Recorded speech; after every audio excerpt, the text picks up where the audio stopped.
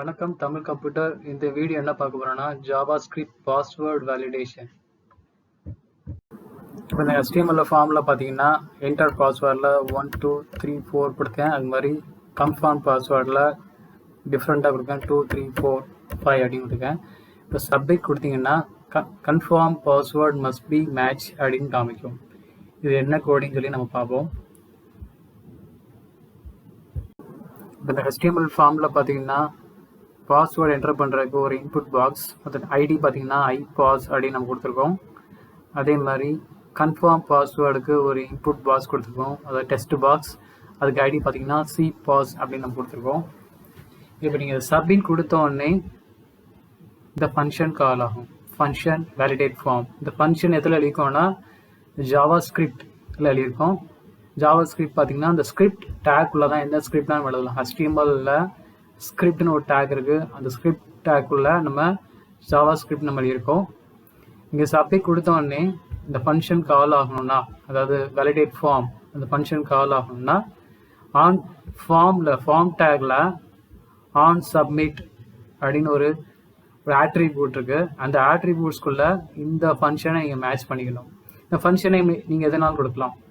ஆனால் அந்த ஆட்ரிபியூட்ஸ் பார்த்தீங்கன்னா ப்ரீடிஃபைன் ஆட்ரிபியூட்ஸ். இந்த ஃபார்ம் இந்த டேக்கில் ஆன் சப்மிட் அப்படின்னு ஒரு ஆட்ரிபியூட்ஸ் இருக்குது. அந்த ஆட்ரிபியூட்ஸில் இந்த ஃபங்க்ஷன் கால் பண்ணுறோம். நீங்கள் சப்மிட் கொடுத்தோடனே இந்த ஃபார்முடைய ஜாவாஸ்கிரிப்ட் ஃபங்க்ஷன் கால் ஆகும். நார்மலாக HTML ஃபார்ம் எதுக்கு யூஸ் பண்ணுறோன்னா யூசர்ட் வந்து இன்புட் வாங்கி சர்வரில் சென்ட் பண்ணுறாங்க. HTML ஃபார்ம் அதாவது ஏதாவது அப்ளிகேஷன் ஃபார்ம் ஃபில் பண்ணோன்னா ஒரு ஃபார்ம் நம்ம க்ரியேட் பண்ணுவோம். அதுக்கு ஒரு ஃபார்ம்னு ஒரு டேக் இருக்குது. இந்த ஃபார்ம் டேக் பார்த்தீங்கன்னா யூசர்ட் வந்து இன்புட் வாங்கி சர்வர்கிட்ட சென்ட் பண்ணும், சர்வர் அதை ப்ராசஸிங் பண்ணும். இப்போ இதில் பார்த்தீங்கன்னா பாஸ்வேர்டுக்கும் கன்ஃபார்ம் பாஸ்வேர்டை நம்ம மேட்ச் பண்ணி பார்க்கணும். ரெண்டு சேமாக இருக்கான்னு சொல்லி மேட்ச் பண்ணி பார்க்கணும். X1 ஒரு வேரியபிள் எடுத்துருக்கோம் X1. அந்த X1 எதை பாயிண்ட் பண்ணிட்டுன்னா இந்த TM ஃபார்முக்குள்ளே ஒரு HTML நீங்கள் எத்தனை ஃபார்ம்னாலும் க்ரியேட் பண்ணலாம். இந்த ஃபார்முக்கு நம்ம நேம் வந்து என்ன கொடுத்துருக்கோம்னா TM. இந்த TM ஃபார்முக்குள்ளே ஐபாஸ் அப்படின்னு ஒரு ஐடியை நம்ம மேட்ச் பண்ணுறோம். ஐபாஸ்.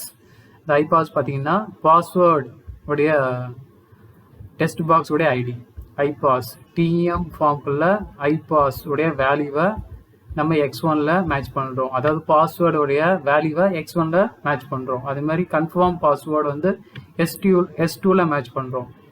TM ஃபார்முக்குள்ள கன்ஃபார்ம் பாஸ்வேர்டு. இது பார்த்தீங்கன்னா இன்புட் பாக்ஸ், இதோட இன்புட் பாக்ஸ். இது பார்த்தீங்கன்னா இதோட இன்புட் பாக்ஸ். கன்ஃபார்ம் பாஸ்வேர்டு இதோட இன்புட் பாக்ஸ் தான் சிபாஸ். ஜாவாஸ்கிரிப்ட் பார்த்தீங்கன்னா எல்லாமே ஐடி வச்சு தான் நம்ம எடுப்போம். ஸோ இது ஐடியை வச்சு அதோடைய கன்ஃபார்ம் பாஸ்வேர்டோட வேல்யூ வந்து X2ல நம்ம ஸ்டோர் பண்ணுறோம். Next normal if condition use பண்ணி நம்ம செக் பண்ணுறோம். ரெண்டுமே சேமாக இருக்கா.